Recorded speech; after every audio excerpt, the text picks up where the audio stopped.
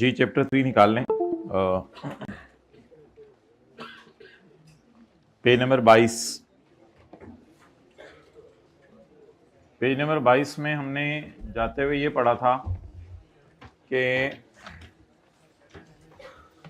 Utilitarianism focuses on maximising overall happiness, वो happiness की बात करता है। और इसके बाद हमने ये, भाई आप ग्रीन जैकेट खड़े हो जाएं प्लीज, स्टैंड अप। एक्शंस आप प्लीज जल्दी खड़े हो गए ना, आप बैठो। अजीब बंदे हैं, मैं पढ़ा रहा हूँ ये बोल रहे हैं। Actions are deemed moral, actions को मॉरल समझा जाता है if they lead to most happiness for the greatest number of people. बैठ जाएं। And immoral if they have opposite effect. Avoiding tax, tax को अवॉइड करना to keep money in private sector may not worry utilitarians, क्योंकि इससे भी private sector वालों को खुशी होती है कि हमारे पास पैसे बचे हुए हैं। But the key concern would be, लेकिन इन लोगों का मेन कंसर्न ये होता है कि unfair distribution of tax burdens, tax की डिस्ट्रीब्यूशन अनफेयर हो जाती है। हाइब्रिड बॉयज सेकंड रो किताब निकाले ना। Unfair distribution of tax burdens cause, unfair distribution कैसे होती है? By rich avoiding the tax, क्योंकि रिच अवॉइड कर जाते हैं टैक्स।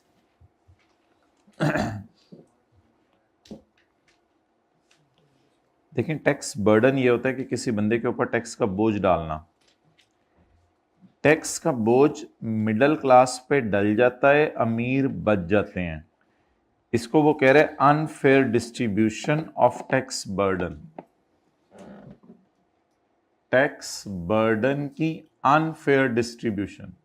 जी बातें कर लें आप, और बातें कर लें। Unfair distribution of tax burdens, tax burdens की अनफेयर डिस्ट्रीब्यूशन ये कैसे होती है? इसमें रिच अवॉइड करते हैं tax using smart lawyers, decreasing happiness amongst those with their lower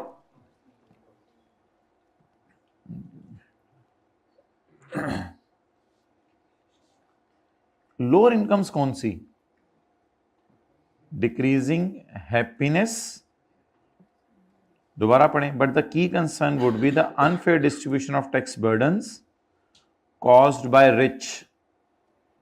unfair distribution कैसे हुई? Caused by rich people avoiding tax using smart lawyers, decreasing happiness among those with lower incomes. Lower income वालों को क्यों happiness खत्म हो जाती है? Because कल लिखा होता है इधर कुछ, बिकॉज दे कैन नॉट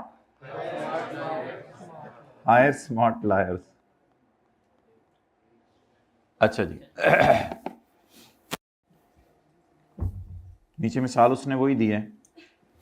एक अमीर बिजनेसमैन है, वो टैक्स लॉ हायर करता है और लीगल वेज ढूंढता है रिड्यूस करने के लिए tax bills. This means that income individuals, इसका मतलब है कि गरीब लोग who can't afford such legal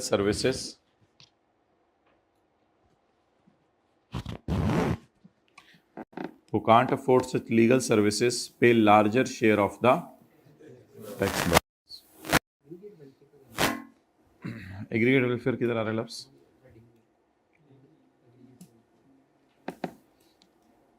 aggregate welfare ये होती है ना ओवरऑल खुशियां, यानी एग्रीगेट वेलफेयर अचीव नहीं हो पाती क्योंकि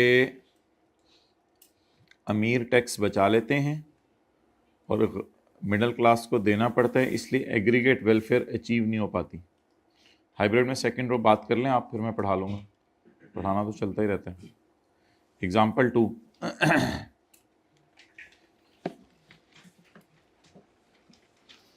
अमीर लोग फिर एक और काम करते हैं, अपने पैसे को ट्रांसफ़र कर देते हैं बाहर के मुल्क टू अवॉइड पेइंग टैक्सेस। ये भी लॉ के अंदर रहते हुए को बाहर के मुल्क में ट्रांसफ़र होती हैं। Law to avoid paying tax in their home country. Home country से मुराद पाकिस्तान। तो अ हाई इनकम इंडिविजुअल, अमीर लोग ट्रांसफ़र कर देते हैं पैसा बाहर के मुल्कों में to avoid paying taxes in their home country. Consequently the government collects less revenue from wealthy individuals. Less tax revenue, हुकूमत के लिए तो रेवेन्यू टैक्स है ना, हमारे लिए तो टैक्स खर्चा है। Consequently, the government collects less tax revenue from wealthy individuals, leading to higher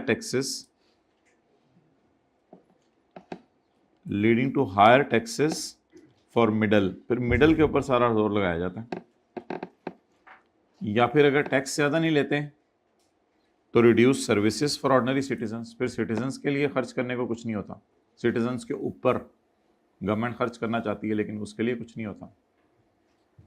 तो अमीर लोग जो बाहर के मुल्कों में पैसा भेज देते हैं उसकी वजह से वो टैक्स बचा लेते हैं अपने पाकिस्तान में। कॉन्सिक्वेंटली गवर्नमेंट उसके पास कम टैक्स आता है वेल्दी लोगों से। अब इधर खड़े रहें, वेट करें ना, 5-7-8 मिनट लेट आए हैं तो वेट भी करें खड़े रह के। लेट हाँ जी, सर ने क्या कहा था? किस सर ने? तो उसके बाद जाए ना, जोहर सारी क्लासें ख़त्म होने के बाद जाए, जो भी इशू है। चलें अभी बैठें, जो भी करना है। अगर किसी टीचर से आपने कोई बात करनी है तो किसी और टीचर की क्लास में तो बात नहीं करनी ना। अच्छा, नेक्स्ट,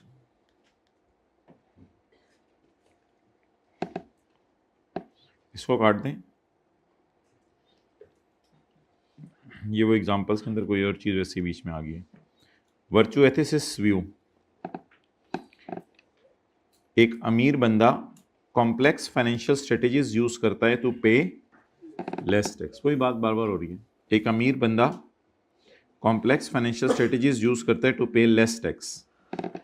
वर्चू एथिसिस्ट जो हर वक्त वर्चूज की बातें करते हैं वो डिसअप्रूव, वो इस बात को पसंद नहीं करता कि अमीर बंदे ऐसे करते हैं। Because this behaviour isn't morally right. वो मॉरल वैल्यूज़ की, एथिक्स की, वर्चूज़ की बातें करता है। तो कहते हैं ये अमीर जो टैक्स बचाते हैं ना, ये हमें अच्छा नहीं लगता। एंड हार्म्स अदर, और इससे फिर दूसरों पे असर पड़ता है। हार्म्स अदर, अदर वही lower group, lower income group, middle class, by shifting the tax burden on to them. और फिर मिडिल क्लास पे टैक्स बर्डन शिफ्ट हो जाता है।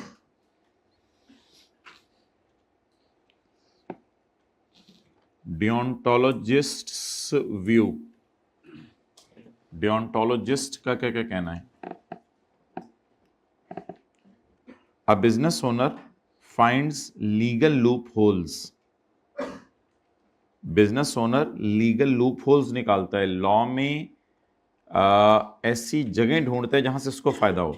अ business owner finds legal loopholes to minimise their tax bill. अब again वही wealthy individuals की बात ही कर रहा है बार बार। Wealthy individuals finds legal loopholes to minimise their tax bill. A deontologist might not condemn it. Virtue ethicists would disprove it.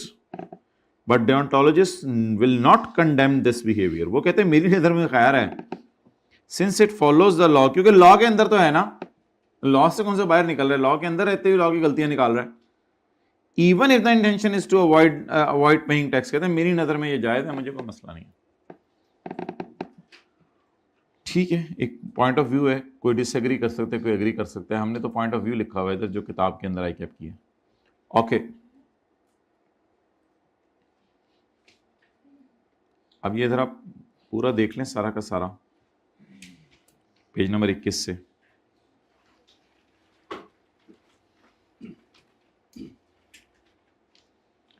अब मेरा नहीं ख्याल आई कैप ऐसी कोई हेडिंग देगा मोरालिटी बिहाइंड टैक्स कंप्लाइंस, बल्कि शायद डेफिनेशंस दे कि इन तीनों की डेफिनेशंस लिख दें। तो ये डेफिनेशंस हैं जिसको टैक्स से कोई ख़ास लिंक नहीं किया, इन तीनों अप्रोचेस को समझाया है कि यूटिलिटेरियन खुशियों की बात करता है, डियोंटोलॉजिस्ट ड्यूटी की बात करता है, और वर्चू एथिसिस्ट वर्चूज, ऑनेस्टी और टैलेंट्स की बात करता है। ये हेडिंग आ सकती है पेपर में, ethics and morality for tax payers. अब टैक्स से लिंक कर रहा है, अब डेफिनेशन नहीं दे रहा खाली। Regarding tax compliance, tax compliance का लफ्ज मेन आएगा अगर सवाल में आया टैक्स कंप्लाइंस, यानी लॉ मानने का जज्बा तीनों में कैसा है। तो ये हेडिंग आपको याद करनी पड़ी, ethics and morality for tax payers regarding tax compliance. Utilitarian कहेगा इकोनॉमिक गोल है मेरा खुशियां लाना, वो सारी बातें आपसे कल की थी। और फिर ये कुछ एग्जांपल्स पूछ सकता है, taxes can be used for all purposes. ये इस तरह का कोई सिनेरियो डाल देगा पेपर में कि हम टैक्स लेने जा रहे हैं इस पर्पस के लिए, बताएं ये तीनों कैसे रिस्पॉन्ड करेंगे, इस तरह का कोई एक सवाल डाल सकता है। फिर उसके बाद ये तो एक प्रॉपर टॉपिक है पूरा, tax avoidance and tax evasion. तो ये इन तीनों की डेफिनेशन, ये इन दोनों की डेफिनेशन है और एग्जांपल्स हैं, और ये इनके डिफरेंसेस हैं। ये तो प्रॉपर सवाल आता भी है, आता भी रहेगा, टैक्स अवॉइडेंस और टैक्स इवेजन। बाकी ये चीज आई के अपने डाली हुई है किताब में, the impact of tax avoidance, tax बचाना। देखें इवेजन की यहां कहीं बात नहीं हो रही, तीनों में याद रखिएगा इवेजन की बात नहीं हो रही, क्योंकि इवेजन तो अनलॉफुल है, उसकी बात क्यों करनी है। टैक्स बचाना, इसके ऊपर तीनों का व्यू पॉइंट है। तो ये तीनों के लिए डेफिनेशंस हैं, ये तीनों के लॉ के मानने का जज्बा है, ये एक जनरल डिस्कशन है जिसमें इन तीनों कैटेगरीज का कहीं जिक्र नहीं है। ये तो एक जनरल डिस्कशन है कि अवॉइडेंस क्या होती है, इवेजन क्या होती है। फिर नीचे जाके बताया कि इन तीनों का अवॉइडेंस पे क्या रिस्पॉन्स है, नीचे जाके ये बताया, जिसमें उसने इन द एंड कह दिया है कि ये अवॉइडेंस को डिसलाइक करता है और ये कंडेम नहीं करता, बुरा नहीं कहता, अच्छा भी नहीं कहता लेकिन बुरा भी नहीं कहता ये।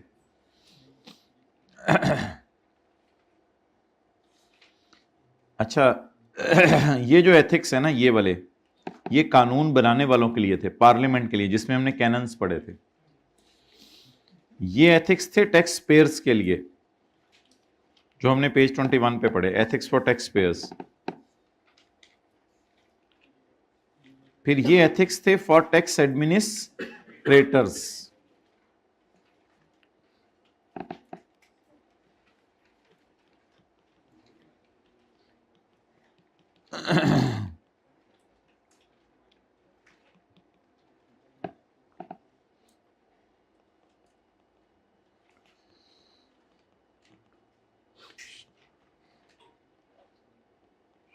अब आज हम पढ़ने लगे हैं टैक्स प्रैक्टिशनर के लिए एथिक्स। पार्लियामेंट था कानून बनाने वाले, एफबीआर थे कानून चलाने वाले, और टैक्स पेयर था टैक्स देने वाला।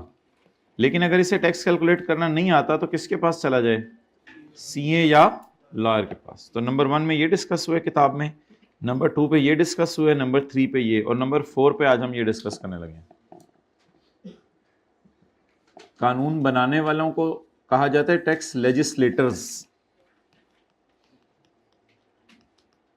लेजिस्लेटर्स, और इनको कहा जाता है एडमिनिस्ट्रेटर्स। लिखें लिखें जी my dear.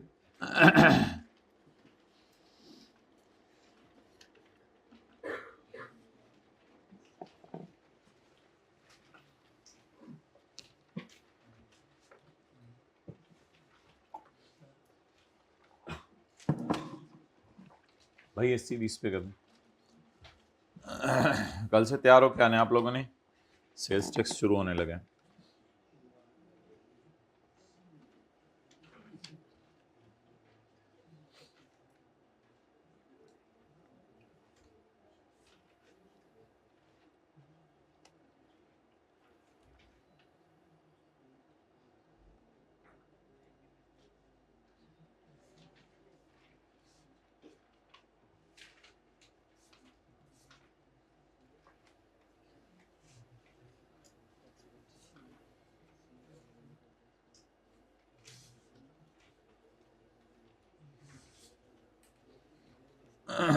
Okay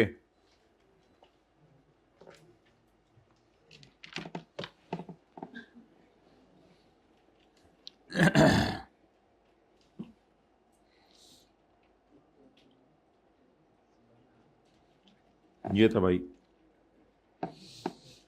TP tax payer,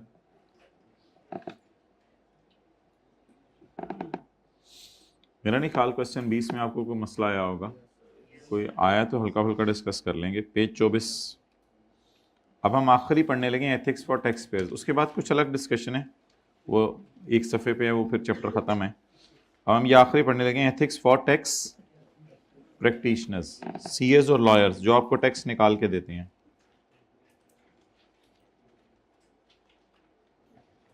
Following are the 5 fundamental principles of ethics for tax practitioners. Integrity. Tax practitioner CS और लॉयर्स को चाहिए कि स्ट्रेट फॉरवर्ड एंड ऑनेस्ट हों all professional and business relations में। He must act with honestly and with integrity, सब लोगों के साथ सही तरीके से टैक्स कैलकुलेट करके दें। All tax laws should be followed या few tax laws should be followed. अच्छा, ये बातें सादा सादा सी लगती हैं, लेकिन ये बातें नॉट डाल के पढ़ेंगे तो ये बोंगी है, इसलिए यस डाल के लिख के आनी पेपर में, he must not act honestly. अब ये मैं पढ़ा तो आप हो जाते हैं, और मैं पढ़ रहा हूँ ही मस्ट एक्ट ऑनेस्टली आप इंटेग्रिटी, हाँ, तो एकदम ये नॉट डाल के घर में पढ़िएगा तो आपको अजीब सी बात लगेगी। तो इसका मतलब है यस करके याद करना पड़ेगा ना। लिखा all tax laws should be followed properly, all tax laws should not be followed properly, जरा लिख के आइएगा पेपर में, देखिएगा फिर क्या होता है। तो ये नॉट पता नहीं क्यों लग रहा है। He should misuse the money given by his client, अपने not misuse, he should not misuse the money given by his client, क्योंकि 30 सितंबर तक कई दफ़ा टैक्स जमा कराना होता है ना। तो आप डॉक्टर साहब को जाके अगर बता दें कि 20 सितंबर तक टैक्स जमा कराना है, तो डॉक्टर साहब 20 सितंबर को आपको पैसे दे देंगे, उनको बेचारों को क्या पता। फिर अब 10 दिन वो पैसा खुद इस्तेमाल करें और कर के इधर उधर से चीज़ें खरीद के कुछ कमा के फिर वो 30 सितंबर को हुकूमत को जमा करवा दें। तो it is miss use of, it is not an idea, it is misuse of the money given by client. Next, objectivity. Practitioner should not allow bias, favoritism, पता नहीं क्या स्पेलिंग होती है, conflict of interest,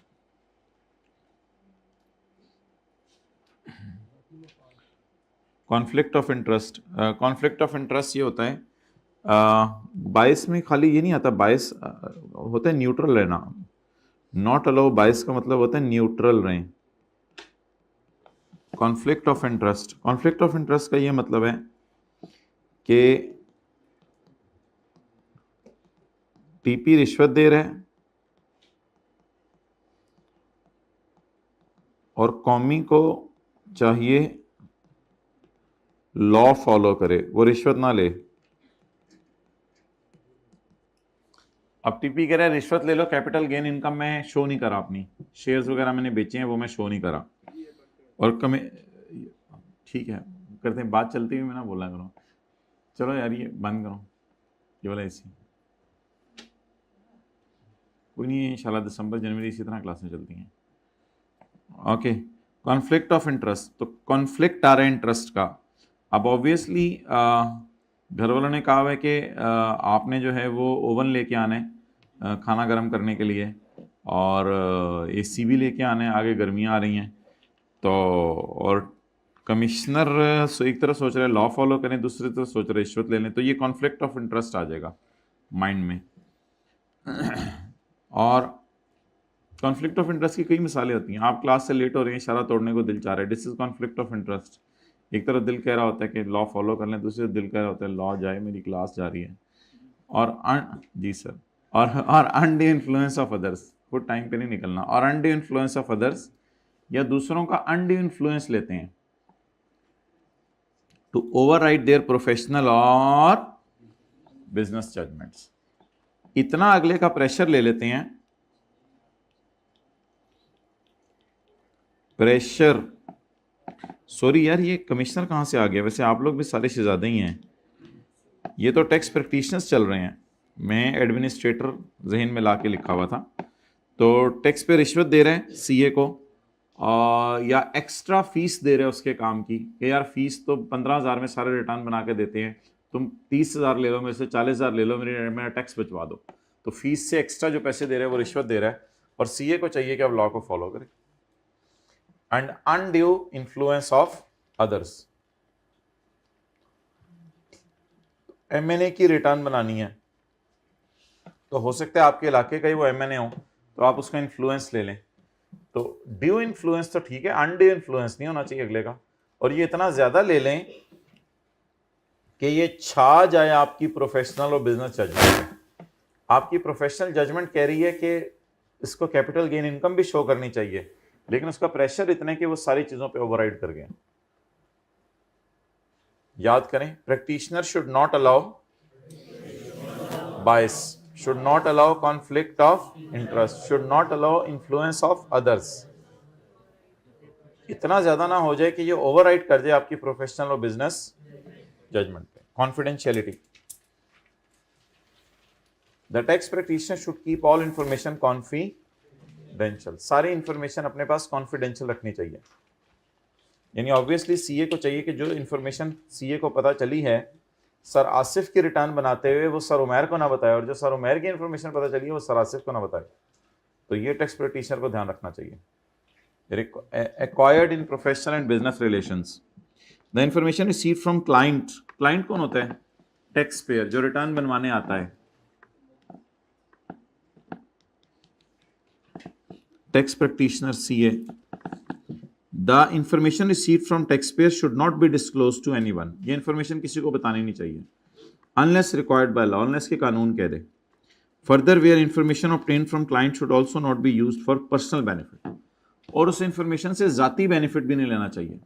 मिसाल के तौर पे आप किसी कंपनी का टैक्स कैलकुलेट कर रहे हैं, आपको पता चला कि उस कंपनी के शेयर्स की प्राइस बड़ी अच्छी होने वाली है क्योंकि इसका प्रॉफिट सुने अच्छा आ रहा है, तो आप अपने लिए शेयर खरीद लें उस कंपनी के, तो ये भी मुनासिब नहीं है। तो अपनी ज़ात के लिए भी या किसी थर्ड पार्टी के लिए भी उस इंफॉर्मेशन को यूज़ नहीं करना चाहिए। आज आके सारी बात वही है, should keep all the information confidential unless it is required by law. Professional competence and due care, आपने कभी कंपनी की टैक्स कैलकुलेशन की नहीं, अब आप भड़के मार रहे हो मैं ये कर सकता हूँ, मैं वो कर सकता हूँ, मुझे मैं 10 साल से ये काम कर रहा हूँ, मैं तो लोग मेरे पास मुझे ढूंढ, लोगों पर टाइम नहीं होता मेरे पास लोगों को लिफ्ट कराने का, क्योंकि मेरे पास खुद टाइम नहीं होता अपना। तो ये तो जीप बोंगी है ना, you are not professionally competent और आप क्लेम्स बड़े बड़े कर रहे हैं। Tax practitioner has a duty to maintain professional knowledge and a skill at such a level that client receives a competent service। आप में इतना मेंटेन करना चाहिए आपको अपने आप को, कपड़े जाहिरी गेटअप नहीं, practitioner has a duty to maintain knowledge and skill at such a level. कई दफा साथ वाला बहुत तैयार होकर आया होता है, कल वाला सुना नहीं सुना था, अब ये मेंटेन तो इसने अपने आप को रखा हुआ लोगों के सामने, लेकिन ये तो टैक्स देखें जरा साथ वाले को गुस्से से। Tax practitioner has a duty to maintain professional knowledge, tax practitioner के पास प्रोफेशनल नॉलेज होना चाहिए और स्किल होनी चाहिए at such a level that client receives a competent service.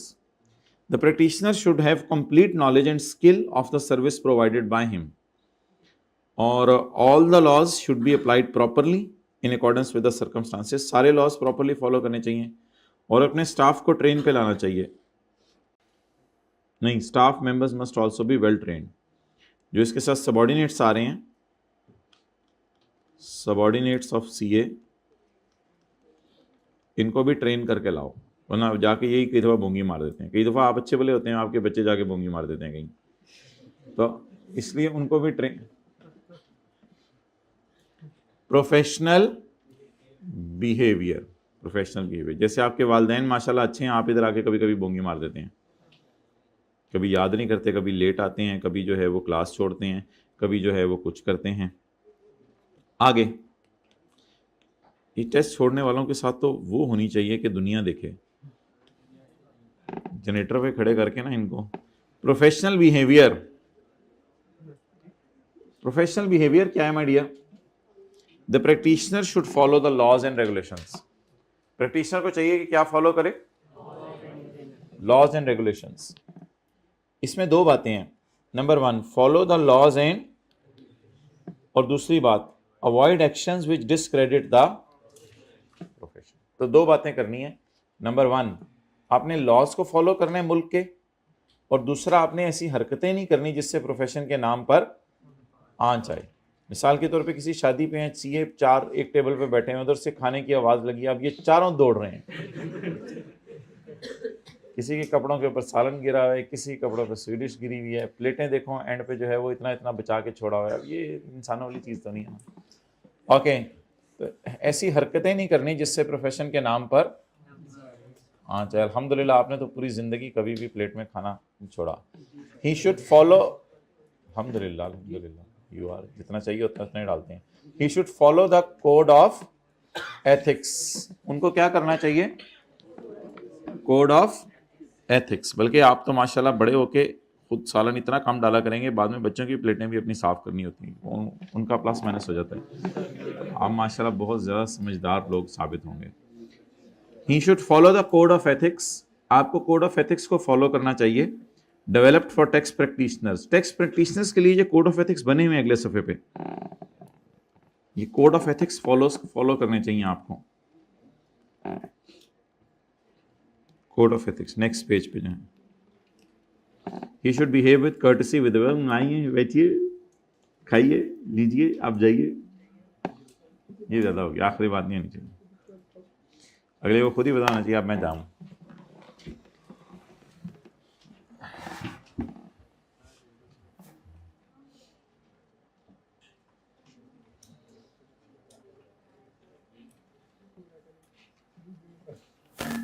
जुमे के बाद थोड़ा सा खाना शाना खा के आ जाएं, 2:15 से 3:15, थोड़ा टाइम से फ्री नहीं होते जुम्मे को। It is good to live on own money. कल पढ़ा नहीं आप लोगों ने? हद हो गई, तो गलत, बिल्कुल गलत बात है ये तो, बिल्कुल गलत बात है, बिल्कुल गलत बात है।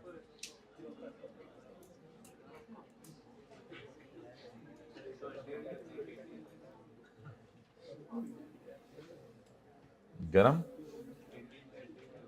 कब से मिलने शुरू हो गए? कैंटीन पे मिल रहे हैं उबले हुए अंडे?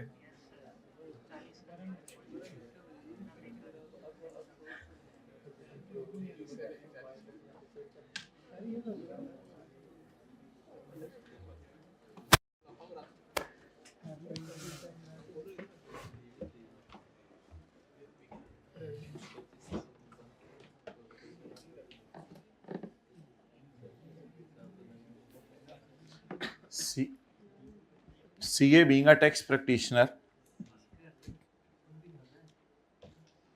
टैक्स सर्विसेज देता है। बहुत इंपॉर्टेंट डिस्कशन है, थोड़ा सा भी इंटरेस्ट लूज होगा मसला हो जाएगा। CA being a tax practitioner tax services देता है। मिसाल के तौर पे इनकम फ्रॉम बिजनेस निकाल के देता है, इनकम फ्रॉम कैपिटल गेन निकाल के देता है।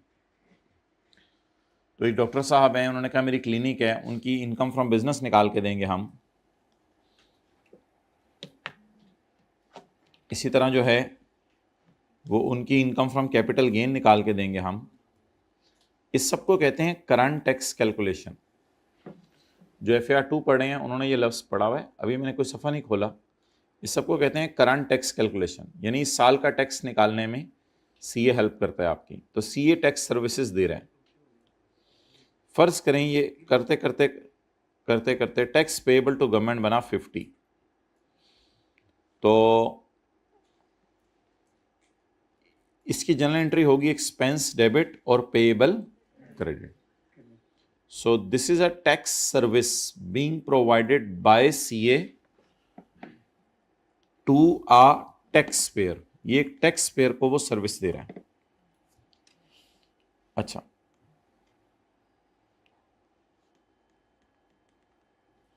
सर्विसेज आमतौर पर दो किस्म की देते हैं। Number 1 tax calculation,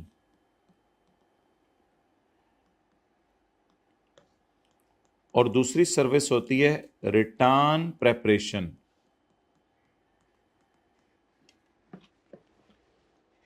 tax calculation ये जो है सारी, ये टैक्स कैलकुलेशन है, ये तो उसके बाद अकाउंटिंग एंट्री है ना, ये सारी क्या है? Tax calculation. तो टैक्स कैलकुलेशन, इसे करंट टैक्स कैलकुलेशन भी कहते हैं। तो सर्विसेज आमतौर पे services by CA to taxpayer मिसाल के तौर पे पीटीसीएल है।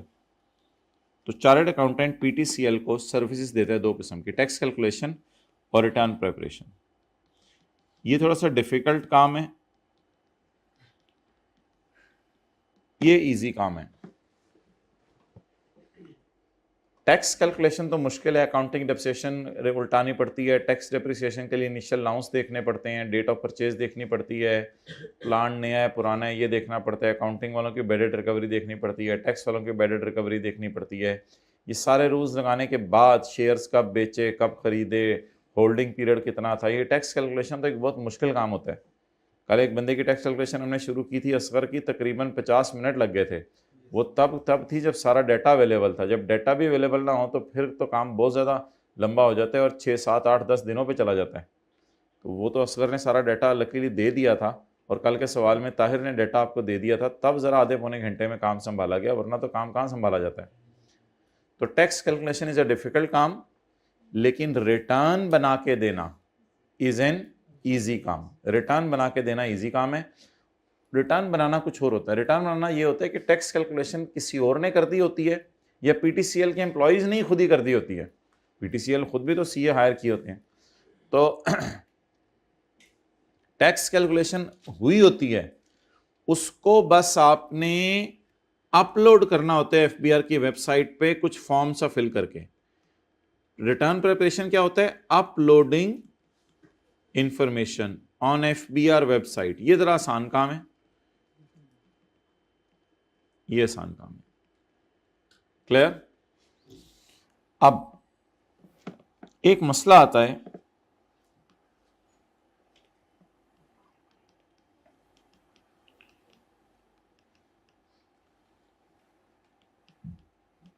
Can I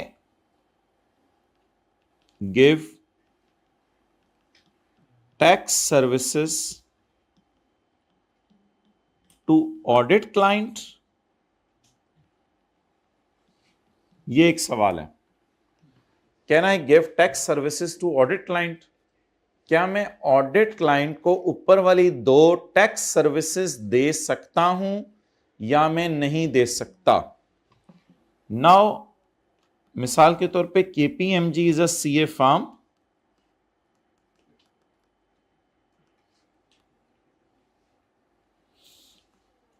and PTCL is a client and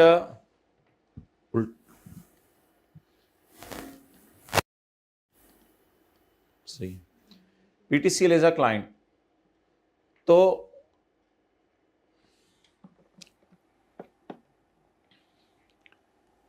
KPMG is providing me audit service and PTCL is an audit client। क्या हम PTCL के डायरेक्टर्स के जूते साफ करते हैं? क्या हम PTCL के डायरेक्टर को डेंटिस्ट सर्विसेज दे रहे हैं? हम PTCL के डायरेक्टर्स को क्या सर्विसेज दे रहे हैं? तो KPMG is auditor and PTCL is audit client। PTCL आंखें खोल के, PTCL is audit client। PTCL इधर तो जी इधर क्लास हो रही है। PTCL is audit client। अब सवाल यह है कि KPMG जो कि ऑडिट कर रहा है PTCL का, PTCL ने इसको कहा मेरा टैक्स भी कैलकुलेट करो और मेरी रिटर्न भी जमा करवाओ। अब थोड़ी देर के लिए KPMG ने सोचा इसका टैक्स कैलकुलेट मैं करूंगा। ऑडिट करना तो अलग चीज है, ऑडिट होता है कि इसकी बिजनेस की सेल सही है, कॉस्ट ऑफ सेल सही है, वो सही है। ऑडिट करके तो ऐसी सीपी को बताया जाएगा कि सही इनका ऑडिट हो गया, अल्लाह का शुक्र है इन्होंने अकाउंट्स वगैरह सही बनाए हुए। ऑडिट करना तो इंडिपेंडेंट चीज है, ऑडिट का टैक्स से तो कोई ताल्लुक नहीं। ऑडिट का मतलब है कि इसने IFRS 16 फॉलो की है, IS 2 फॉलो की है, इन्वेंट्री कॉस्ट और उस पर रखी है। ऑडिट करने का तो ये मतलब है IS 16 में कॉस्ट से रिवैल्यूएशन मॉडल में से जो भी चूज की है उसकी एंट्री सही की है, इसने सरप्लस को रिटेन अर्निंग में शिफ्ट किया नहीं किया। ऑडिट करने का तो ये मतलब है इन्वेस्टमेंट प्रॉपर्टी इसने जो है वो सही तरह वैल्यू की है नहीं की। ऑडिट करने का तो ये मतलब है ऑडिट के लिए तो आईएफआरएस सामने रखने पड़ते हैं, ऑडिट करने के दौरान तो आईएफआरएस सामने रखते हैं। अब हमने सवाल यह उठाया कि एक बंदा एक वक्त में किसी एक बंदे को 2 सर्विसेज दे सकते हैं या नहीं, ये हमारा आज का सवाल है। जैसे मिसाल के तौर पे मैं पूछूं, डॉक्टर साहब जो है वो आपका दान देख रहे हैं, तो अगर डॉक्टर साहब को जूते पॉलिश करने आते हैं, क्या वो भी करके दे सकते हैं? बिल्कुल करके दे सकते हैं। इसमें तो बज़ाहिर कोई ऐसी मसले वाली बात नहीं, दोनों एक इंडिपेंडेंट सर्विसेज हैं, इनमें क्या फ़र्क है? दान साफ कर दें, बाद में हाथ धो के आए, जूते साफ कर दें, बाद में हाथ धो के आए, दोबारा दान साफ कर दें, इसमें क्या मसला है? तो इन दोनों सर्विसेज का आपस में कोई लिंक नहीं है कि हम डॉक्टर की क्लिनिक के बाहर लिख के लगा दें कि डॉक्टर साहब आप जूते साफ नहीं करते लोगों के, ये कोई ऐसी बात नहीं है। तो कर सकते हैं, कोई मसला नहीं, दोनों काम आते हैं। उधर से 60-70 रुपये कमा लें, इधर से 2-3 हज़ार रुपये कमा लें, अच्छा इनका बन जाएगा रात को जाते हुए। तो he can do both things together, इसमें कोई मसला नहीं है, हिंड्रेंस नहीं है। लेकिन जिस बंदे का आप ऑडिट कर रहे हैं उसे टैक्स कैलकुलेट करके देना, इसमें एक मसला आता है। मसला यह आता है कि आप उसका जब टैक्स कैलकुलेट करेंगे 50 मिलियन का, और 50 मिलियन का टैक्स कैलकुलेट करने के बाद आप जब उसको ऑडिट सर्विसेज देने पे आएंगे, तो ऑडिट सर्विसेज देते हुए आप P&L में जब टैक्स डालेंगे 50 और करंट लायबिलिटीज में जब टैक्स डालेंगे 50, तो आप ऑडिट रिपोर्ट में कहेंगे कि मैंने चेक कर लिया, ये 50 की कैलकुलेशन सही है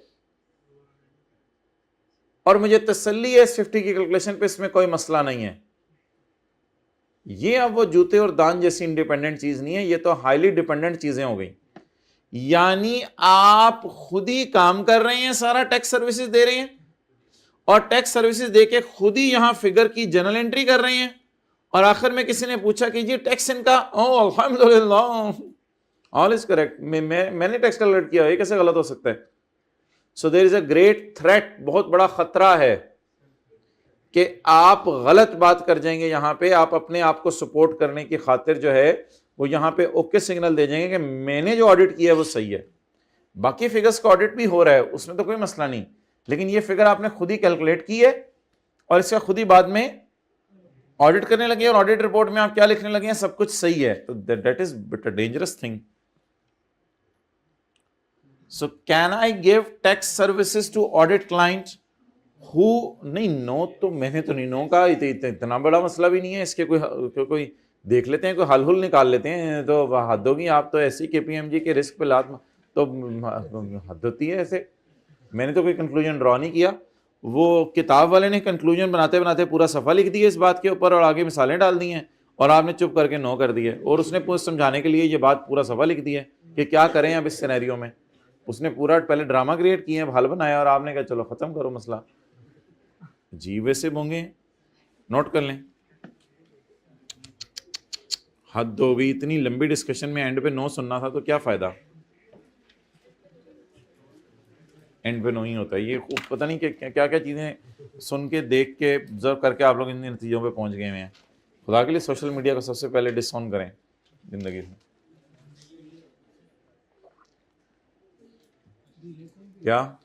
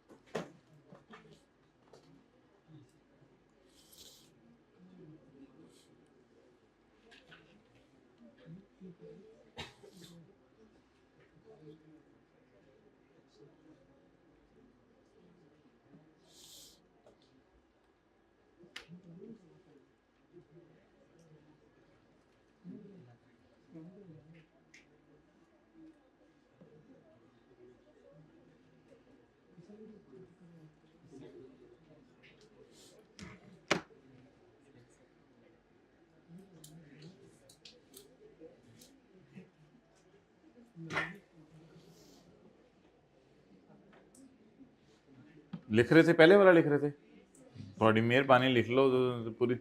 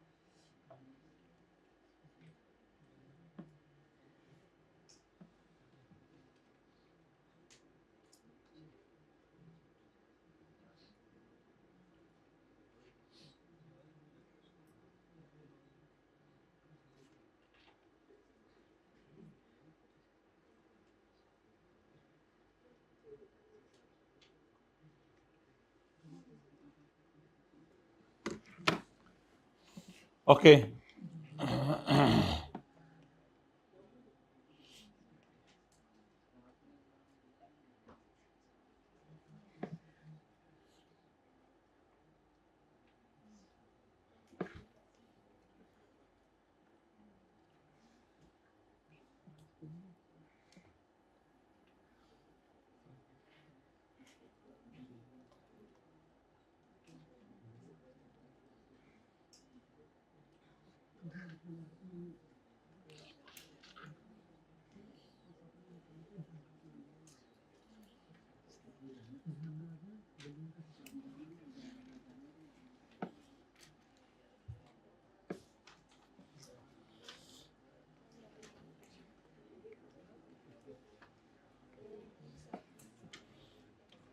ओके,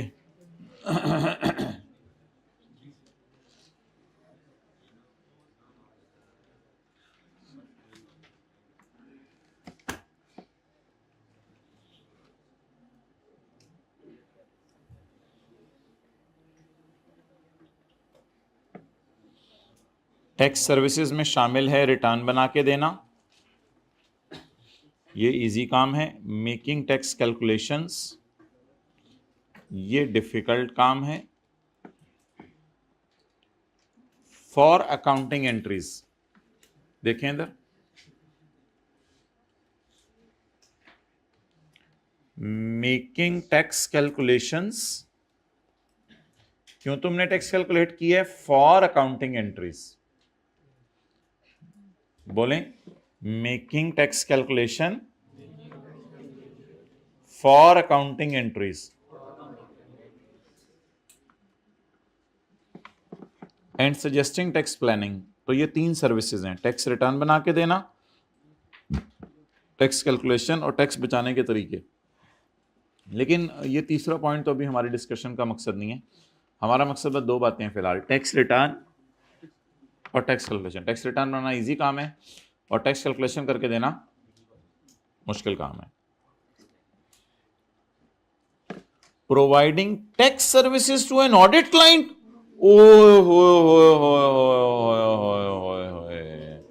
जूता साफ करके देना जिसके दांत निकाले हैं, ओए होए होए होए होए होए होए होए, यानी giving tax services to an audit client, ओ हो, यानी वो बंदा जिसका तुमने थोड़ी देर बाद ऑडिट करना है, उसी का तुम ही टैक्स निकाल के दे रहे हो जिसका तुमने बाद में ऑडिट करके कहने के ये 50 सही है। तो ये फिक्रा जरा पढ़ें और इसकी इंटेंसिटी के अंदर जाएं, जाके बाहर भी आने बाबा, ये ना अंदर जाके अंदर ही चले जाएं। प्रोवाइडिंग टैक्स सर्विसेज, क्या करके देना? टैक्स निकाल के देना ऑडिट क्लाइंट को। ओए होए होए होए, पहले तो इसी के ऊपर शॉक में चले जाएं थोड़ी देर।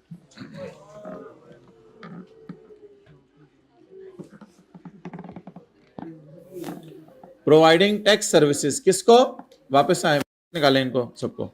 Providing tax services to an might create a self review threat. Self review खतरा। सेल्फ रिव्यू का क्या मतलब है? आपने आपने सालन बनाया, बाद में किसी ने पूछा यार कैसा बनाया है, ओ माशाल्लाह। यानी आपके काम को आप ही को चेक करने को कहा जा रहा है, ठीक है। आप यहाँ से गाड़ी लेके पिंडी के, अब उधर जाके किसी ने पूछा यार कैसे कैसा रहा सफर, आऊंगा यार मैं ड्राइवर था, बाकी आप समझते हो। अच्छा, providing tax services to an audit client might create a self review threat. आप अपने ही काम को सेल्फ रिव्यू कर रहे होंगे, और एडवोकेसी, अपने ही आपको एडवोकेट कर रहे होंगे, बचाने की कोशिश कर रहे होंगे। तो बताएं कि इन दोनों कामों में क्या मसले हैं इकट्ठे करने में? टैक्स सर्विसेज देना और साथ जो है वो ऑडिट करना, इसमें क्या खतरा है? Self review threat. और दोबारा पढ़ें इसको, टैक्स निकाल के देना ऑडिट क्लाइंट को अपने ही काम को दोबारा चेक करना या अपने ही काम को सपोर्ट करने के बराबर है। इसके लिए कोड ऑफ एथिक्स है। Code of ethics includes requirements that stop firms from providing certain tax services, जो रोक देते हैं केपीएमजी को कि कुछ टैक्स सर्विसेज ना दो, कुछ दे दो, सारी मना नहीं है, सीधा नो नहीं है। The code of ethics include, बोलें, the code of ethics include requirements. भाई जान ये फिक्र नहीं समझ आएंगे तो याद नहीं होंगे, ये पिछले सारे 5 सफ़े एक जगह और ये सफ़ा एक जगह, ऐसे नहीं पिछले 20 मिनट से इस पर तमहीद बांधी जा रही, फिर जाकर पढ़ाना शुरू किया। कोड ऑफ एथिक्स में रिक्वायरमेंट्स हैं जो फर्म्स को रोकती हैं। एक एक फिक्रा समझना पड़ेगा, एक एक लफ्ज, वरना घर जाके कभी याद नहीं होंगी ये चीजें।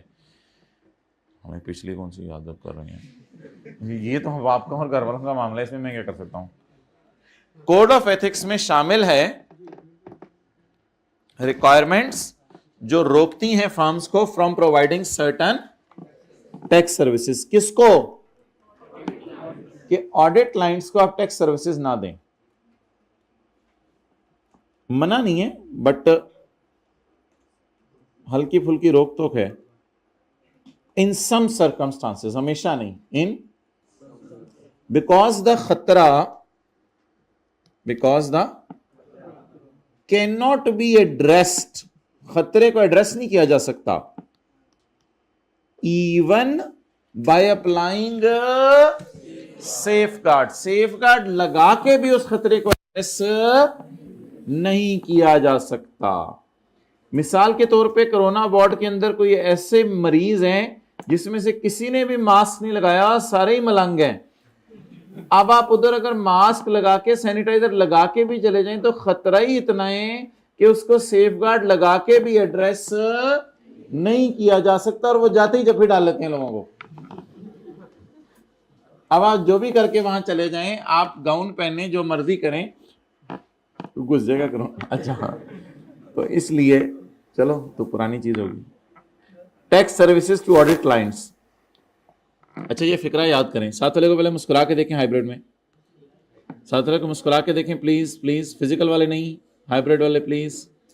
यार ये हाइब्रिड बॉयज पहली रो, इसको कर कहो, साथ वाले को मुस्कुरा के देखें। Oh that's nice, that was required. Code of ethics में रिक्वायरमेंट्स हैं जो फर्म्स को रोकती हैं कि आप कुछ टैक्स सर्विसेज ना दिया करें ऑडिट क्लाइंट्स को, बिकॉज खतरे इतने ज़्यादा हो जाते हैं कि वो एड्रेस नहीं किए जाते बाय अप्लाइंग सेफ गार्ड्स। आप फिक्रा ज़रा याद कर लें इधर ही। Code of ethics includes requirements जो रोकती हैं फर्म्स को from giving certain services to audit clients. Tax services to audit client, जूता पॉलिश करके देना जिसके दांत सही किए हैं, in some circumstances because the खतरा cannot be address by applying, क्योंकि खतरा इतना ज्यादा है कि सेफगार्ड लगा भी लिए तो फिर भी कुछ ना कुछ हो ही जाना है। Tax services to audit clients.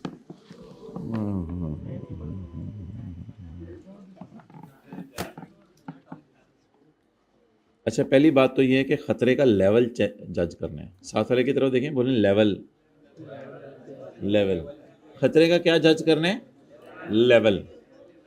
Factors for evaluating the level of threat. Level of threat कितने, यानी अगर किसी बंदे को जंगल में छोड़ दिया जाए तो शेर कितने आने का चांस है। लेवल ऑफ थ्रेट तो देखें ना पहले, बाद में देखते हैं बंदे को छोड़ना या नहीं छोड़ना। अजीब अजीब मिसालें दे रही हैं, हद होगी। Factors for evaluating level of threat created by providing tax services to audit client. बार बार ये बात करके हमारा दिल दुखा रहा है, टैक्स सर्विसेज देना चाह रहा है किसको? हालांकि हम देख रहे हैं कितनी खतरनाक चीज है कि बाद में उसी कैलकुलेशन पे आपने ऑडिट करते हुए कहना है कि सब सही है। ये फैक्टर्स आप देखें, पहले थ्रेट का लेवल देखें, उसके बाद डिसाइड करें कि आपने ये असाइनमेंट पकड़नी है या नहीं पकड़नी। कैरेक्टरिस्टिक्स ऑफ एंगेजमेंट देखें कि इस मंगनी के सरात क्या होंगे। Tax expertise of clients employees, clients employees कौन होंगे? क्लाइंट्स एम्प्लॉइज पीटीसीएल क्लाइंट है ना, इसके एम्प्लॉइज, उसके एम्प्लॉइज को कितना एक्सपर्टाइज है मुझे बताएं। उसके एम्प्लॉइज को अगर एक्सपर्टाइज ज्यादा हुआ तो थ्रेट एक्सेलेंट कम हो जाएगा। जितने एक्सपर्ट बंदे आपके साथ इन्वॉल्व होंगे उतना कैलकुलेशन एरर चांस कम होगा और उतना आप सेफ एंड पे होंगे। बाद में कोई आके आपको कहता भी है कि आपने ऑडिट करके कहा है सब कुछ सही है तो आप साबित करो, तो हम कहेंगे अल्लाह का शुक्र है एक्सपर्ट बंदों के साथ ही मिलकर सारी कैलकुलेशंस की थी। तो जितना एक्सपर्टाइज ज्यादा होता चला जाएगा उतना threat. System by which tax authorities assess and administer the tax. FBR वालों का सिस्टम कैसा है? अगर वो सिस्टम अच्छा है तो भी थ्रेट, और अगर उनके अपने सिस्टम में लूप होल्स हैं तो थ्रेट। अब एफबीआर को पकड़ा हमने। The system by which tax authorities, FBR administrators, assess and administer, administer लिख दिया आगे उसने, administer the tax and the role of firm और इन दैट प्रोसेस। और जब एफबीआर वाले कभी ऑडिट करने आते हैं तो हमारा रोल कितना है उसके अंदर, जाहिर बात है एफबीआर वाले जब ऑडिट करने आएंगे तो हमारे रोल भी होगा थोड़ा बहुत, हम भी एक्सप्लेनेशन तो देंगे। नेटवर्क फर्म होती है हमारी हमसाया फर्म जिन्होंने हमें हेल्प की थी। And the complexity of law, और हमारा लॉ कितना कॉम्प्लेक्स है। अगर लॉ कॉम्प्लेक्स होगा तो थ्रेट ज्यादा होगा, और अगर लॉ कॉम्प्लेक्स नहीं होगा, इजी टू अंडरस्टैंड होगा, तो फिर थ्रेट। तो ये 4-5 चीजें हैं जिनको जज कर लें, उसके बाद देख लें। यानी बंदे को अगर जंगल में आपने छोड़ के आना है तो पहले देख लें शेर खाते कूते हैं या देख के चले जाते हैं सिर्फ, ये सारा जरा पता चला लें, उसके बाद जो है ना इंशाल्लाह बंदे को छोड़ाएंगे। And degree of judgment necessary in applying it. जी मैं बता रहा हूँ इसका क्या मतलब है, ठहर के जो। And degree of judgment necessary in applying it. कई दफा लॉ लगाते हुए जजमेंट करनी पड़ती है, कई दफा लॉ लगाते हुए चीजें हार्ड एंड फास्ट होती हैं। तो कई दफा लॉ लगाते हुए ऐसी चीजें आ जाती हैं जहां जजमेंट होती है। अब लॉ की ही कई ऐसी प्रोविजंस हैं जिनमें जजमेंट है।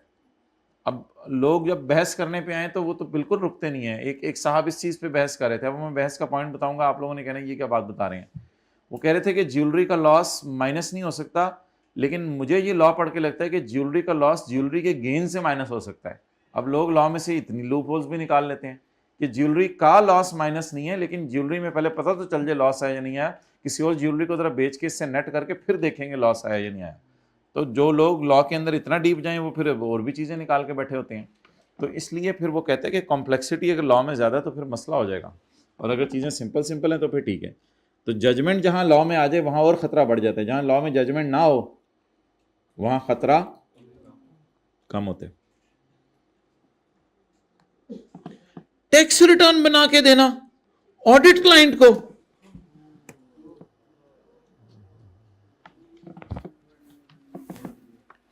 टैक्स रिटर्न बना के देना ऑडिट क्लाइंट को। यार ये इजी काम है, ये कर दें, इसमें ओके कर दें, इसका कोई मसला नहीं है। ये कौन सी टैक्स कैलकुलेशन है? टैक्स कैलकुलेशन किसी और ने करके दी हुई है, आपने सिर्फ उसको अपलोड करना है एफबीआर की वेबसाइट पे। ये तो कोई काम नहीं है, ये कर दें, इसमें कोई मसला नहीं। Providing tax return preparation service, पहले वाला काम दूसरे वाला काम। Providing tax return preparation services does not create a threat, कहते हैं ये कोई थ्रेट नहीं है। इसमें क्या मसला है? वो तो उसने टैक्स कैलकुलेट करके रखा हुआ है, आपने से अपलोड करना है। किस पेज पे है? अभी उस पेज पे आ जाना, इसमें हम पढ़े। भाई एक एक लाइन इंपॉर्टेंट है, मैं कह रहा हूं आप लोग अटेंटिवली क्लास लें। प्रोवाइडिंग टैक्स रिटर्न सर्विसेज किसको? To audit client, audit client को। Does not usually create a, कहते इसमें कौन से खतरे की बात है? Tax return preparation service involve, इसमें क्या क्या होता है? अब वो बताने लगे कि इसमें क्या क्या काम होते हैं टैक्स रिटर्न बना के देने में। असिस्टिंग क्लाइंट, मदद करना क्लाइंट की with tax reporting obligations. Tax reporting obligation, tax report करने की ऑब्लिगेशन कब तक है हमारे पास? 30 सितंबर तक। By just compiling the information, it's just compiling, it's not making information. इधर तो इंफॉर्मेशन मेक हो रही होती है टैक्स कैलकुलेशन में, इधर सिर्फ कंपाइल हो रही, just compiling information including payment of tax. और जाके आप including payment of tax in bank, और जाके आप बैंक में पेमेंट करते हैं। ये कौन सा मुश्किल काम है?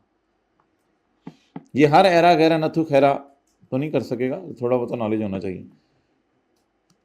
और इसमें अक्सर ये होता है, असिस्ट भी होते हैं नंबर 1, और नंबर 2 एडवाइज भी होते हैं। Advising on tax treatment of past transaction, ये तो पास्ट में जो ट्रांजेक्शन हो चुकी है उसी की एडवाइस देंगे आप कोई ना कोई। And responding on behalf of audit client to tax authorities. और अगर कभी पीटीसीएल वालों को एफबीआर ने कोई नोटिस भेजा तो केपीएमजी वाले उनको रिस्पॉन्ड कर देंगे, यार ये मसला आया था, ये है, इसका हल है। Advising on tax treatment of past transaction and responding on behalf of, और ऑडिट क्लाइंट के बिहाफ पर रिस्पॉन्ड करना, किसको? Tax authorities.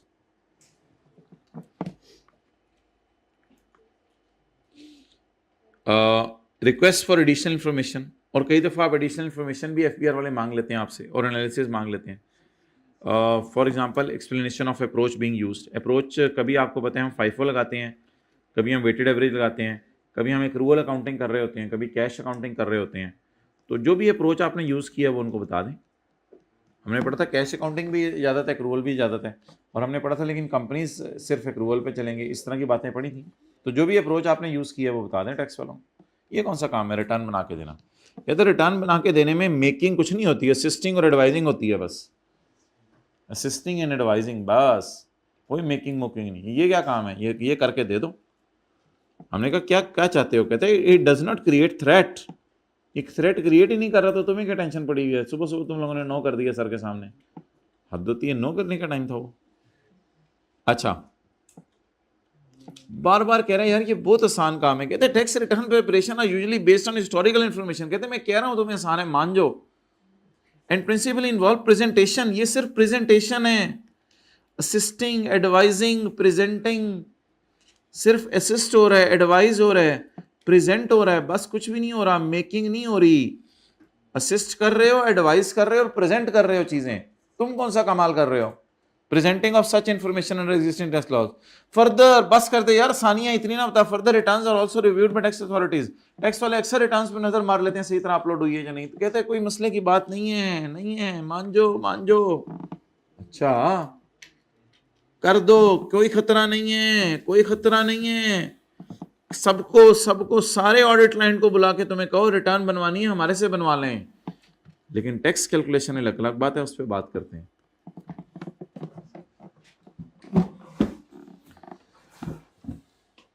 Tax calculation for purpose of accounting entries. Tax calculation for purpose of, please चेहरा शरीफ इधर किया करें ना जब मैं बात कर रहा हूं। टैक्स कैलकुलेशन ये है for preparing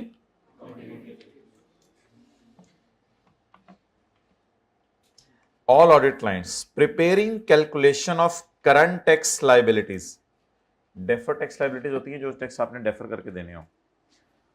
preparing calculation of current and defer tax liabilities, इसलिए इसका नाम मैंने करंट टैक्स कैलकुलेशन रखा है। डेफर टैक्स कैलकुलेशन भी पढ़ाई जाती है, वो FR 2 में पढ़ाई जाती है। फिलहाल ये करंट टैक्स कैलकुलेशन है जिसमें हम इनकम फ्रॉम बिजनेस का न्यूमेरिकल सॉल्व करते हैं, जैसे असगर का किया था कल, ताहिर का घर में किया था, अंजुम का किचन में किया था। Preparing calculation of current and defer tax liabilities for an audit client for accounting entries. Preparing calculation of current tax liabilities for preparing accounting entries that will be later on audited by firm that will be later on audited by firm, बाद में आप ही ने इसका audit करना है। Creates a, ये फिर खतरे की बात है, इसमें कहते हैं मैं ओके सिग्नल नहीं दे रहा इतनी जल्दी, ये खतरे की बात है।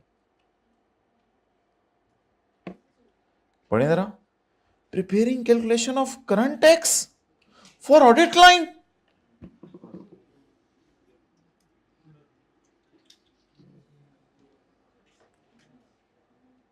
Creates a self review thread, तो बहुत खतरे की बात है। क्या हो रहा है बताएं?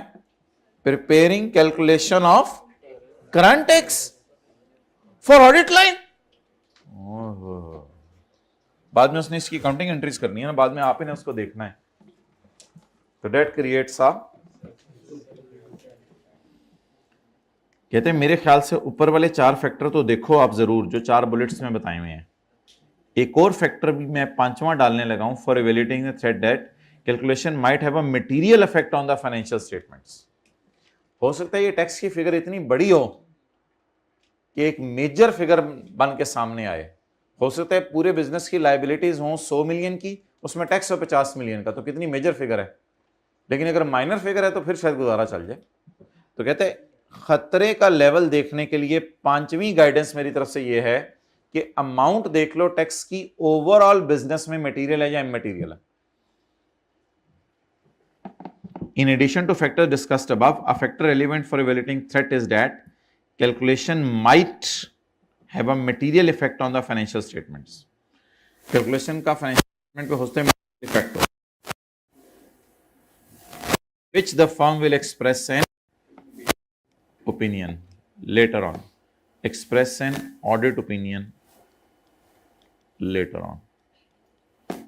जिस पे आपने बाद में ऑडिट ओपिनियन देनी है।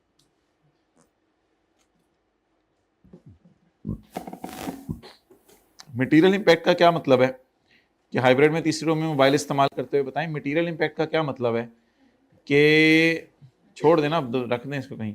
मटेरियल इंपैक्ट का क्या मतलब है कि बड़ी फिगर होगी या छोटी फिगर होगी? बड़ी फिगर होगी।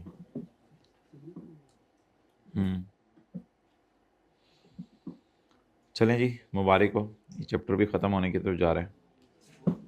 जाओ अगले सफे किताब एंड तक देखो।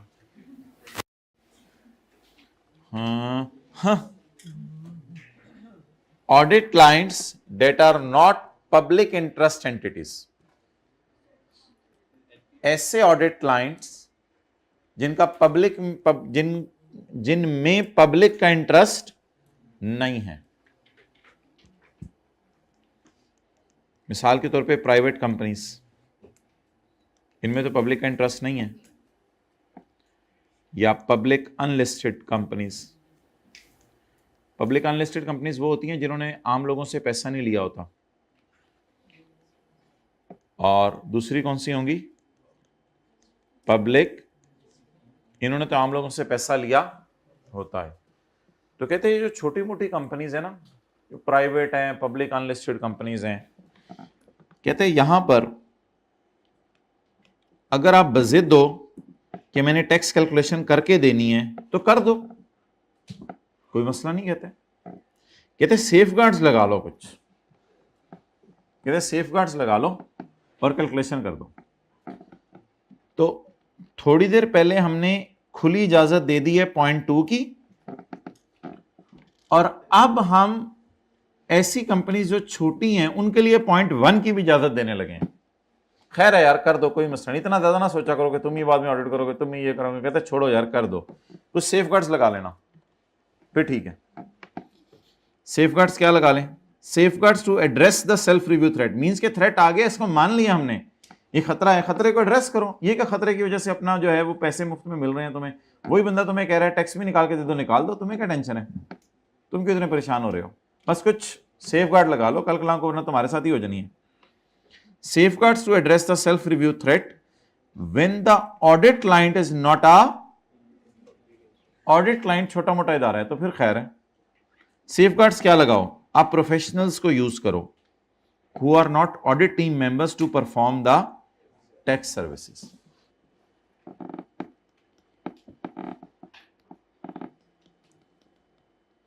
कई दफा फर्म्स के अंदर ग्रुप्स होते हैं। एक फर्म है, उसमें ग्रुप ए है और ग्रुप बी है। ग्रुप ए देख रहे ऑडिट को और ग्रुप बी देख रहे हैं टैक्स को।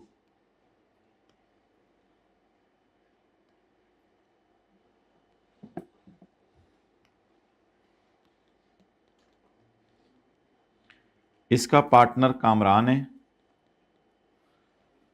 और इसका पार्टनर अरगमान है, अंजुम है। अब कामरान ऑडिट करे, अंजुम भी सी है, प्रोफेशनल है, अंजुम टैक्स कैलकुलेट करे, फिर बात कहते समझ आती है। Use professionals who are not there in audit team. जो ऑडिट करने गए हैं उनकी टीम, अगर कामरान ही टैक्स और,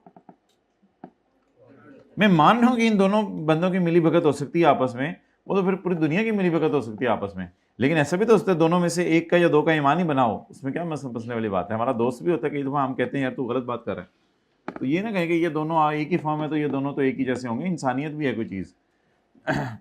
तो इसलिए कहते हैं मेरा मशवरा ये है कि ऐसे प्रोफेशनल्स को यूज करो जो ऑडिट टीम में नहीं है। अच्छा, उनसे क्या कराएं फिर हम? कहते हैं उनसे टैक्स सर्विस परफॉर्म करा लो। जो ऑडिट टीम में नहीं है ना, वो ये हैं, इनसे टैक्स कैलकुलेट करवा लो। वरना ऑडिट वाले भी कई दफा टैक्स कैलकुलेट कर देते हैं, इसमें कोई ऑडिट, वो तो हमने अपने लिए कैटेगरीज बनाई हुई हैं, इनको भी थोड़ा बहुत टैक्स आता है, ये कैलकुलेट कर देते हैं। कहते हैं लेकिन तुम ना ही करो। अच्छा, इसके बाद तुम एक रिव्यूअर भी रखो, एक रिव्यूअर भी रखो, लेकिन ये ऐसा बंदा हो जिसने ऑडिट भी नहीं किया और जिसने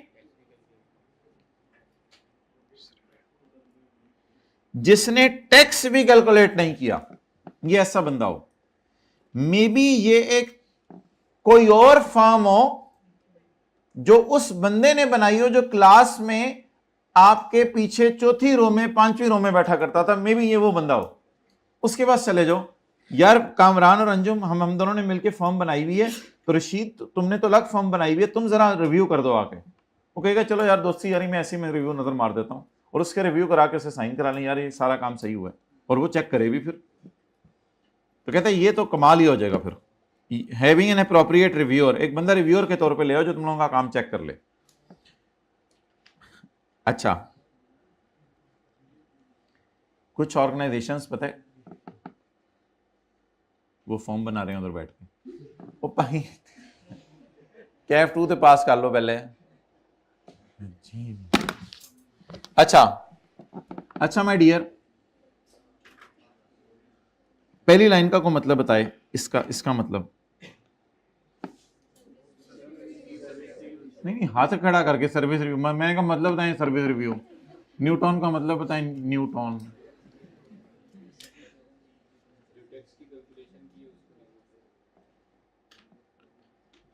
मतलब बताएं।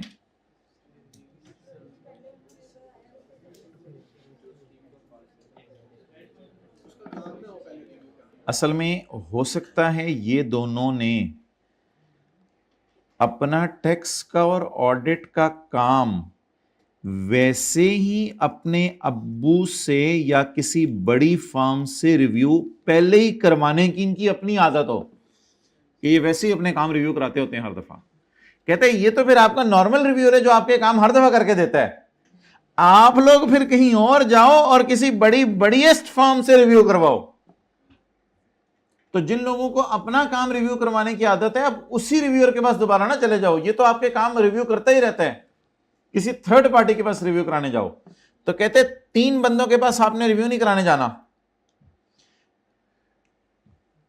अंजुम ने रिव्यू नहीं करना क्योंकि उसने तो टैक्स कैलकुलेट करके दिया, कामरान ने रिव्यू नहीं करना क्योंकि उसने तो ऑडिट की है, और जिस रिव्यूअर से तुम आमतौर पे वैसे ही रिव्यू कराते रहते हो चीजें क्योंकि तुम्हारी नई नई फॉर्म है, तुम्हें डर है कि कहीं कोई मसला ना हो जाए, हम कोई बोंगी ना मार दें, जिस रिव्यूअर से तुम ऑलरेडी रिव्यू कराते रहते हो उसका नाम सर्विस रिव्यूअर है, उसके पास भी तुमने नहीं जाना। तो ये उन लोगों के लिए होगा जो सर्विस रिव्यू कराते रहते हैं। जो सर्विस रिव्यू नहीं कराते वो फिर किसी के पास भी चले जाए। तो शायद ये कहने की कोशिश कर रहा है, पता नहीं, शायद समझ आ गया हो आपको, टिक कर रहा हूं मैं जबरदस्ती। सर्विस रिव्यू, तो जिसने आपकी सर्विस का रिव्यू किया उसके पास भी नहीं जाना, बल्कि किसी चौथे बंदे के पास अब आप जाएं। ना कामरान के पास, ना अंजुम के पास, ना ऐसे बंदे के पास जो इनका काम चेक करता है, बल्कि किसी चौथे बंदे के पास जाएं, who is not involved in this, जिसने ये तीन काम नहीं किए उनके पास जाएं। ओके ले जी, जो आप नॉट सुनना चाह रहे थे अल्हम्दुलिल्लाह वो भी आखिरकार आ ही गया। कहते लेकिन अगर एक ऐसी कंपनी है जिसमें पब्लिक का इंटरेस्ट है ना, वो फिर सही नहीं है। A firm shall not prepare tax calculations of current and deferred tax for an audit client for preparing that are material to the financial statements on which the firm will express an audit opinion later on. कितने लोगों को इसमें भी गुंजाइश मिल गई है? हाथ खड़ा करें। इस पॉइंट में भी गुंजाइश है थोड़ी सी, यहां भी थोड़ी सी गुंजाइश है। कहते हैं अगर वो फिगर मटेरियल है तो we shall not prepare tax calculations, और अगर वो फिगर ही छोटी सी है टैक्स की, पूरे बिजनेस की जो है वो लाइबिलिटी 100 करोड़ पे है, उसमें से टैक्स जो है वो आधा करोड़ भी नहीं है, कहते फिर क्या मसला है? फिर चाहे पब्लिक इंटरेस्ट कंपनी है, टैक्स कैलकुलेट कर दो। बेचारी ऐसे ही दूसरों के पास जाएंगे, अपना टाइम जाया करेंगे, तो दूसरों को लाना, उनकी फीस देना, वो भी कई दफा मुश्किल हो जाता है। ये लोग सस्ता काम कर देते होते हैं। असल में सेम ही बंदे से दोनों काम करा लें, उसी से जूती पॉलिश करा लें, वो सस्ती कर देगा, कहेगा इधर उधर जाने से तुम तो उसी बंदे से आप दूसरा काम करा लें, वो सस्ता कर देगा। तो मेरे ख्याल से इसने आ जाके एक बहुत बड़ी रिलैक्सेशन दे दी है, जो हम एक्सपेक्ट नहीं कर रहे थे, कि एंड पे आके इसने नो वाली बात की है। तो अब पूरी बात पता है क्या बन गई? फिर उसकी तरह मैं पेजेस की तरफ वापस आता हूं। सारे ऑडिट क्लाइंट्स को आप टैक्स निकाल के, रिटर्न बना के दे सकते हैं, ये उसने पहले बात की थी। फिर उसने यहां पर यह किया कि आपने अगर टैक्स कैलकुलेट करके देना है तो टैक्स कैलकुलेट करते हुए आप दो किस्म के इदारे बना लो, जिनमें पब्लिक का इंटरेस्ट नहीं है, जिनमें पब्लिक का इंटरेस्ट है। जिनमें पब्लिक का इंटरेस्ट है उन इदारों के लिए कहते हैं, मैं जिनमें पब्लिक का इंटरेस्ट नहीं है उन इदारों के लिए मैं ये कहता हूं कि आप 3-4 सेफगार्ड लगाओ। ये सेफगार्ड अगर आप लगा लेते हो तो आप खुले जाके इनका टैक्स कैलकुलेट करो। मैंने रोका ही नहीं, कोड ऑफ एथिक्स कहते हैं, मैंने मना ही नहीं किया, ऐसे परेशान हो रहे हो। और जिन इदारों का पब्लिक में इंटरेस्ट, जिन इदारों ऐसे हैं उनमें पब्लिक का इंटरेस्ट है, ये दो किस्म के इदारे बन गए ना, जिनमें पब्लिक का इंटरेस्ट, नॉट पब्लिक इंटरेस्ट, और जिनमें पब्लिक का इंटरेस्ट है। इसमें फिर आगे दो कैटेगरीज, अगर मटेरियल है तो इनकार कर दो, और अगर इमटेरियल है तो सेफ गार्ड लगाकर कर लो। सेफ गार्ड फिर भी लगाने हैं, अगर इमटेरियल है तो सेफ गार्ड लगाकर इनकी कैलकुलेशन कर लो, कोई मसले वाली बात नहीं। हाँ तो फिर ठीक है, फिर छोड़ दो बीच में, वरना कई सालों से कैलकुलेशन हो रही है तो आपको पता ही होता है टैक्स की फिगर मटेरियल इमटेरियल है। ओके, तुम तीर आजमाओ हम जिक्र आजमाएं। चलें आगे। फेफड़े कहां से आ जाते हैं? अच्छी वाली क्लास चल रही होती है।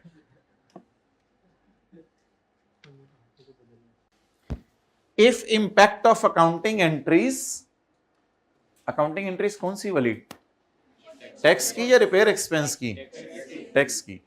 If impact of accounting entries on financial statements,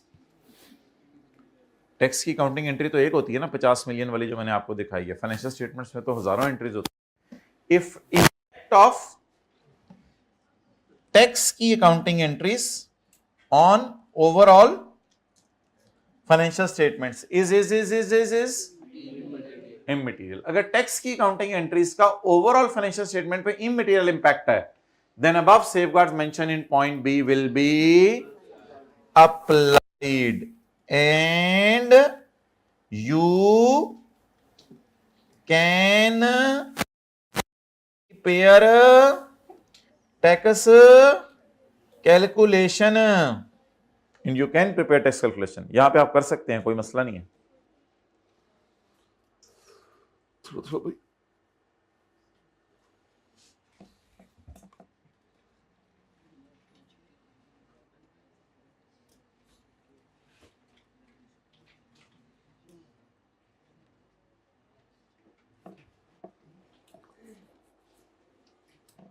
time बताएं, टाइम बता दें सबको, पूरी क्लास का टाइम बता दें, खड़े होकर टाइम बता दिया करें सबको। ओके अच्छा जी,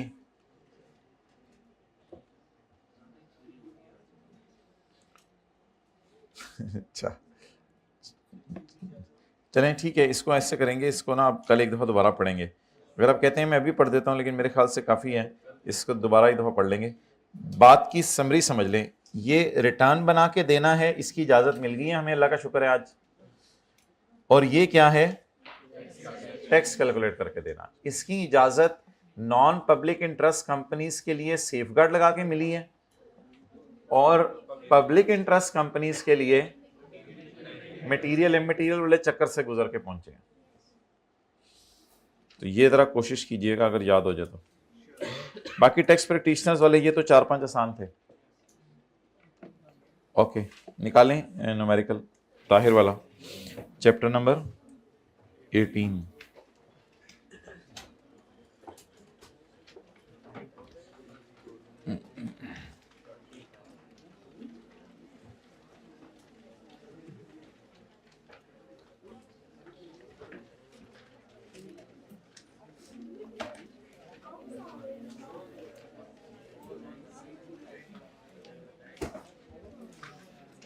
हाँ जी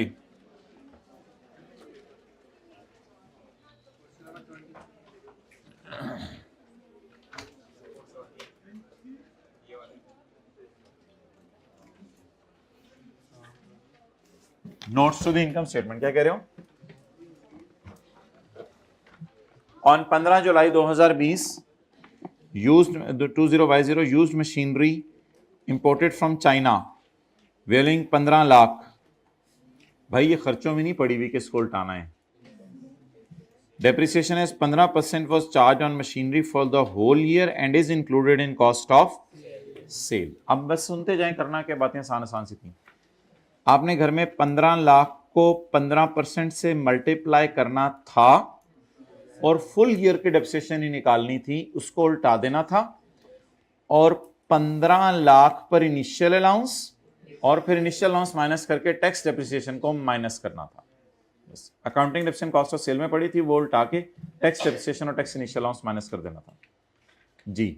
आगे एडमिन एक्सपेंसेस में सॉफ्टवेयर की, यार परचेज प्राइस सॉफ्टवेयर की पड़ी होनी चाहिए या उसकी अमोर्टाइजेशन, तो इसको उल्टा के 975 को इसकी अमोर्टाइजेशन माइनस कर देनी थी।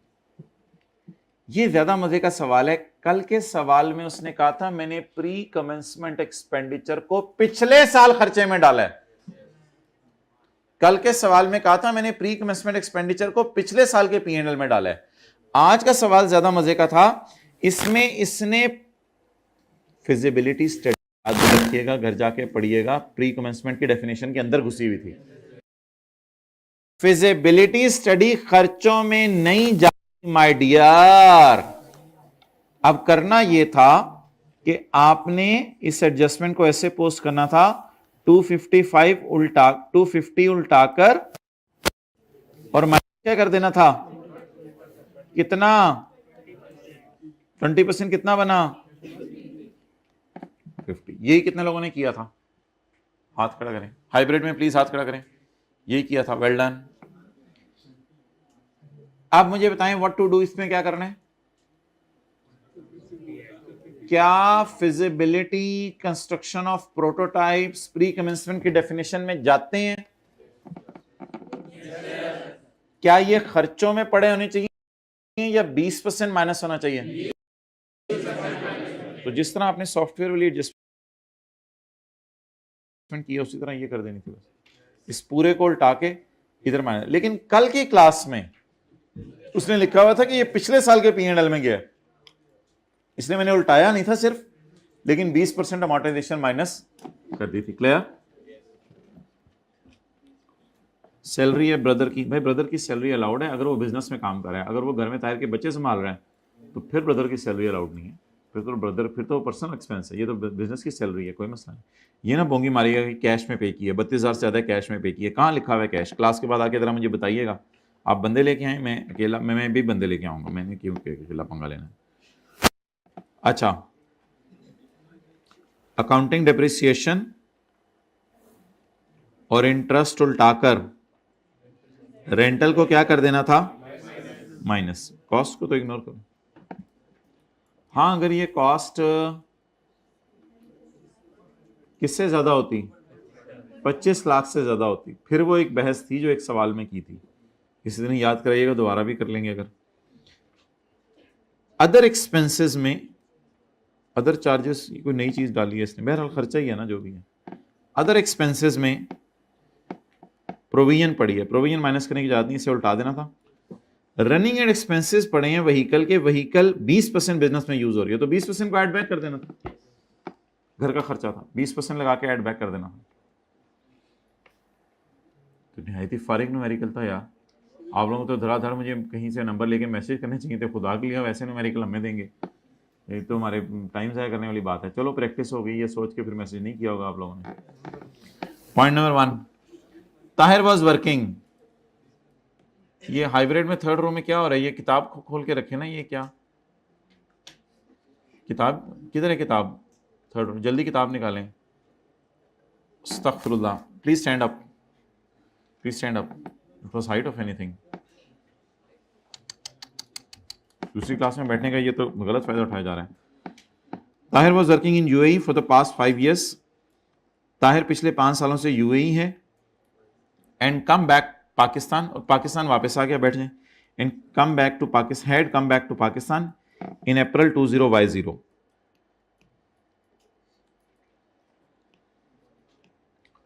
थोड़ा सा जरा अटेंटिव रहिएगा, हमारा ईयर एंड है 20Y1, 20Y1। नहीं समझ आ रही तो इस तरह भी लिख सकते हैं 2021, 2021। क्लियर? अच्छा, पिछला कौन सा होगा? 30 जून 20Y0, यानी 30 जून 2020। Tahir came back to Pakistan in April 20Y0। वो पाकिस्तान आ गया अप्रैल 20Y0 में। उसको 1.5 लाख रुपए मिला पुराने एम्प्लॉयर से, कोई फाइनल सेटलमेंट थी, पैसा उससे अगस्त में मिला है, अगस्त 20Y0। अब सवाल ये है कि अगर इसको पैसा मिला है पुराने एम्प्लॉयर से, तो हमने पढ़ा था कि ऐसा बंदा जो मुसलसल 4 साल से बाहर के मुल्क में है, वो जिस साल आके रेजिडेंट बना उस साल, इस साल तो रेजिडेंट बना ही नहीं, वो रेजिडेंट इस साल बना है, इस साल और उससे अगला 1 साल, इसकी फॉरेन इनकम क्या हो जाएगी? तो इसको आपने ऐड भी करना था न्यूमेरिकल के फेस पे, बाद में लेस भी करना था। अगर मैंने सोल्यूशन में नहीं किया हुआ, डैश डाल के इग्नोर किया हुआ तो माजरत। ऐड लेस हुआ है या डैश डाल के इग्नोर हुआ है? इग्नोर हुआ है? नहीं, इसको आप लोग प्लीज ऐड भी कीजिएगा और ऐड करके देन लेस भी कीजिएगा, जिस तरह एग्रीकल्चर इनकम को करते हैं। हाँ, छोटी मोटी एग्जाम्पशंस हो, सैलरी के चैप्टर की, पेंशन वगैरह, ये उनको हम डैश डाल के इग्नोर कर देते हैं। इसको ऐड करें और ऐड करके लेस करें। ये मुझे कोई तस्वीर भी भेज दीजिएगा, मैं किताब में आइंदा सही कर दूंगा। इसको ऐड करके लेस करना है आपने। अच्छा यार, प्लॉट बेच है, प्लॉट को तो खुद देख लीजिएगा। मुझे थोड़ी सी एक फीलिंग आ रही है, अभी टाइम नहीं है, कल ये सारी डिस्कशन आपसे करूंगा मैं। ये X9 क्या होता है, Y0 क्या होता है, Y1 क्या होता है, क्योंकि ये X9 फिर बहुत पिछले साल की स्टोरी शुरू हो गई है, और ये Y क्यों है और ये X क्यों है, इस पे आप लोग खुद मेहनत करके आए। मैं भी कल कोशिश करूंगा समझाने की कि ये Y है और X क्यों हो गया ये एकदम, क्योंकि ये 2019 है और ये 2021 है। इसी कल समझाने की कोशिश करूंगा आपको। ये X Y से पहले आता है।